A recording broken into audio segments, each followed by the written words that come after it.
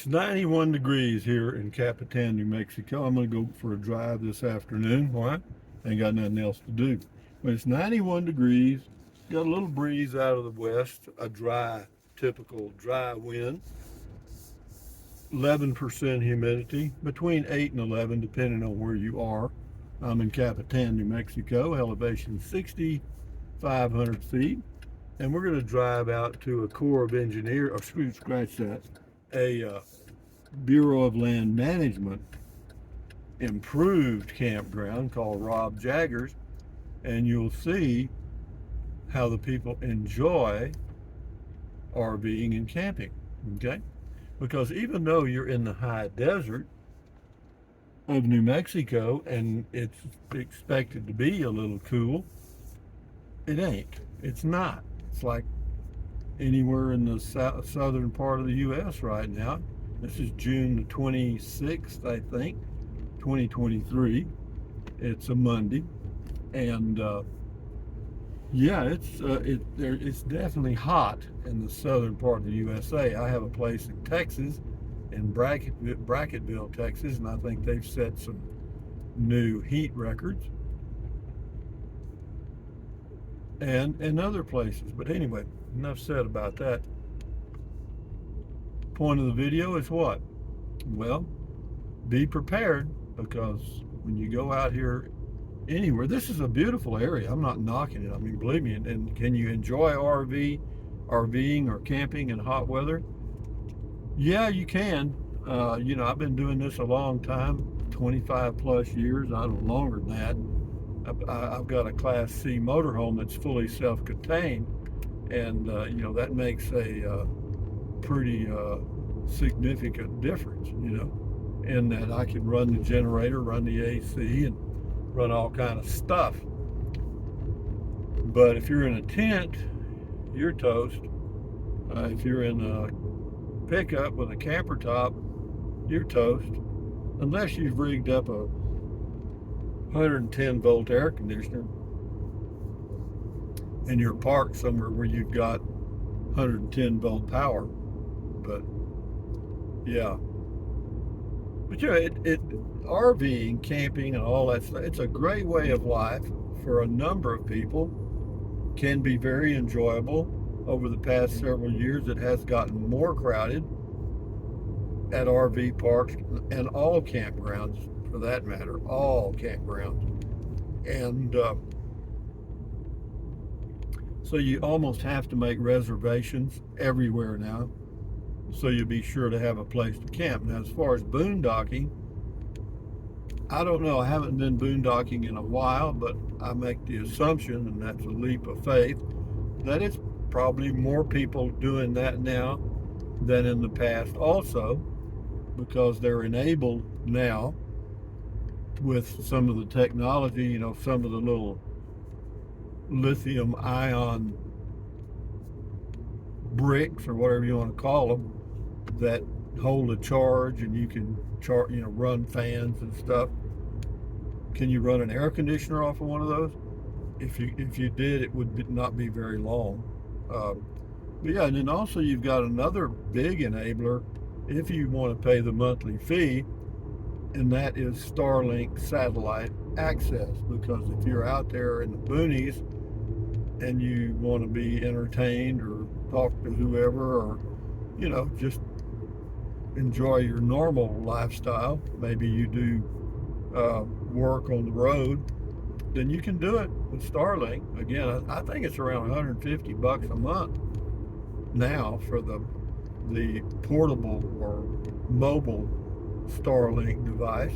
But that, again, that's if you're working on the road, that's not a bad price. If you've got reliable internet anywhere you are, and if you're boondocking, that would be very interesting. And as far as running a generator, a gasoline generator, I never was much for that. They're too damn noisy, and you got to carry gasoline, and you got to change the oil, and And I just never was much on those. I had a Honda 2000i, which was an excellent, quiet generator, but again, it's a piece of equipment that has to be maintained. I also at one time had 200 watts of solar. I still have 200 watts of solar, inside of my RV that I have used once, and it's just there really as a backup in case I need it. And but yeah, 200 watts of solar with a 100 amp or 125 amp hour deep cycle battery will kind of get you by.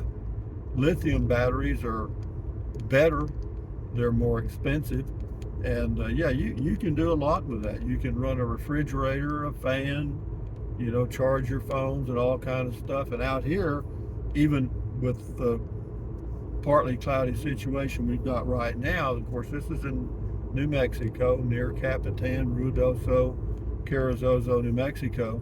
In the summers or most of the year, you have enough sun to get a minimum of 6 hours of sunlight, charging sunlight per day with solar. So yeah, you do fine. You know, you get, I don't know, you get what do you get, 8 to 10 amps out of those things, whatever they are. Well, you could keep your battery full if you charged every other day, you know.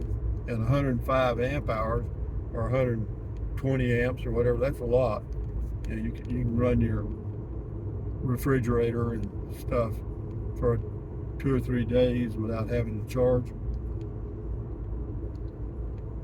But yeah, we're going to go out here and you'll see, you know, the point of this video is, you know, just talk about RVing and some of the, well, you know, there's upsides and downsides. The upside is, you know, it's a way to enjoy the outdoors, and some campgrounds like the one we're going to is pretty quiet. You know, you got a good night sky to check out the stars and stuff. And then near this campground, it's an improved Bureau of Land Management campground called Rob Jaggers. But near there's probably, good gosh, half a dozen Bureau of Land Management camping areas that are free. You know, boondocking, dry camping, you know, nothing. But the one I'm going to show you has water and electric, and when it's working, they also have a dump station. Yeah, you turn off of Highway 380 onto 220 going to Fort Stanton,